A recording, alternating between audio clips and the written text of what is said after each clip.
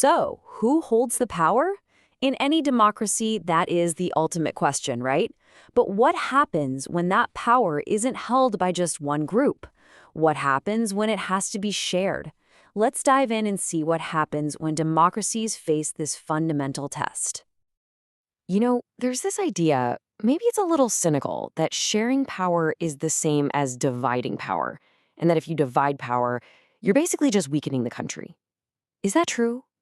Well, to find out, we're going to look at two real democracies that stared this question right in the face and came up with completely, dramatically different answers. So, here's the core of the problem. Just imagine you're running a country that's full of different cultures and languages. The divides are deep. What do?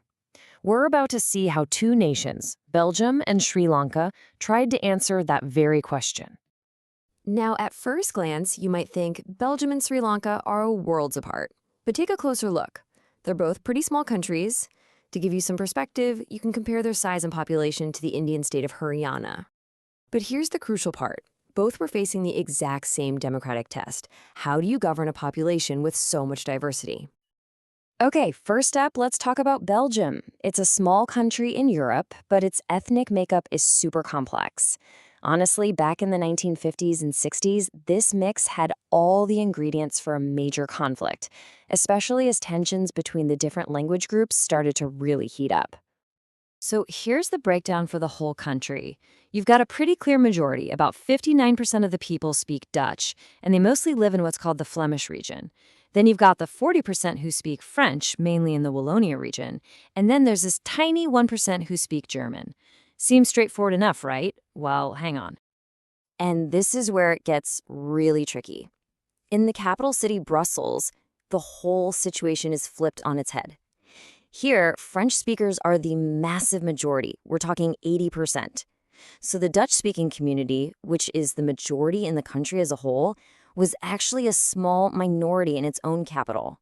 You can just imagine how much tension that created. So what did they do? Well, between 1970 and 1993, Belgian leaders got incredibly creative. They actually amended their constitution 4 different times to build this really unique model.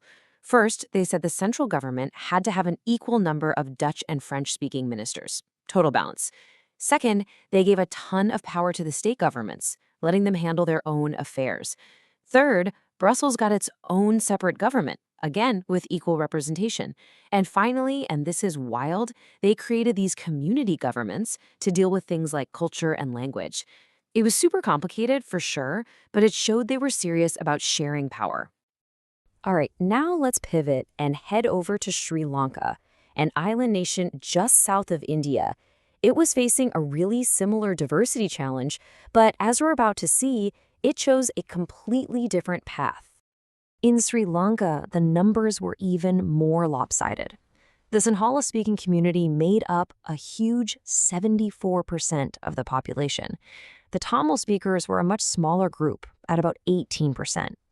And this massive majority would end up shaping everything that came next. The philosophy they decided to follow was something called majoritarianism. And what is that? It's basically the belief that the majority community should be able to rule the country however they want, completely disregarding what the minority communities might want or need. After Sri Lanka got its independence in 1948, this idea became the government's guiding principle. And this timeline just shows you the result of that decision. In 1956, an act was passed that made Sinhala the only official language, completely ignoring Tamil. Then, new policies started giving preference to Sinhala applicants for university spots and government jobs. You can see how, for the Tamil minority, this feeling of being pushed aside just grew and grew until by the 1980s, people started demanding their own separate states. Well, this growing distrust didn't just stay as a political argument. It exploded. It turned into a full-blown civil war that tore the country apart for decades. This was a brutal, violent conflict. Thousands and thousands of people were killed, and so many more lost everything. It was an absolute tragedy that didn't finally end until 2009. And this slide really just lays it all out, side by side. You have two small, diverse democracies that each faced a choice. Belgium chose the path of accommodation. And yeah, their system is complex, but they avoided a civil war. In fact, Brussels became the headquarters for the European Union. Sri Lanka, on the other hand, chose majoritarianism. The result? A devastating civil war and a terrible setback for the entire country, both socially and economically. The outcomes just couldn't be more different. These two stories really make the stakes crystal clear, don't they? One path led toward peace and prosperity. The other led to war and ruin. So it really begs the question, besides just avoiding a disaster, what are the fundamental reasons why sharing power is so important in the first place? You can really think about it in two big ways. The first is what we'd call a prudential reason, which is just a fancy way of saying it's the practical, smart thing to do. Sharing power is smart because it reduces conflict and creates stability. Belgium is the proof. It just leads to better outcomes. But there's also a deeper moral reason. Sharing power is the very spirit of democracy. It's built on the idea that all citizens have a right to be consulted about how they're governed. If you deny them that right, like we saw in Sri Lanka, a government can lose its legitimacy entirely. So let's say a country decides, okay, we're in, we want to share power. How do they actually do it? Well, you can think of it like having a toolkit with different kinds of arrangements you can use depending on the situation. The first tool in the kit is called horizontal distribution. You've probably heard of this one. It's the classic system of checks and balances. Power is divided up between the legislature, which makes the laws, the executive, which carries them out, and the judiciary, which interprets them. The whole point is that they all operate on the same level, and they all keep an eye on each other so that no single part becomes too powerful. Next up, we have vertical distribution. You might know this by another name, federalism. This is where power is shared between different levels of government. So you have a national government for the whole country, but then you also have state or regional governments with their own specific powers. This is exactly the tool Belgium used when it gave more power to its regions, and it's the tool that Sri Lanka tragically refused to use for its Tamil-speaking areas.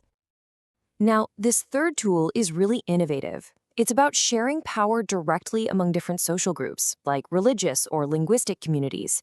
That community government in Belgium is the perfect example.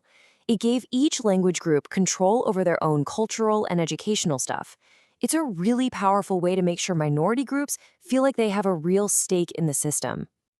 And finally, the fourth tool is one we see all the time: sharing power through the political process itself. I mean, think about it.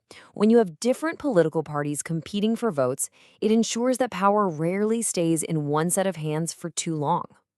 And sometimes this gets really formal, like when different parties have to team up to form a coalition government. They're literally forced to share power and find compromises. But you know, just because these tools exist doesn't mean putting them to use is simple. Let me tell you about Khalil, who lives in Beirut, Lebanon. After a horrific civil war there, the country's leaders came up with this really rigid power-sharing deal. The president has to be a Maronite Christian, the prime minister a Sunni Muslim, and so on. Now, the older generation, his elders, they see this deal as the only thing preventing another war. But for Khalil, it just feels totally undemocratic. And that story brings us to our final, really tough question. What's better?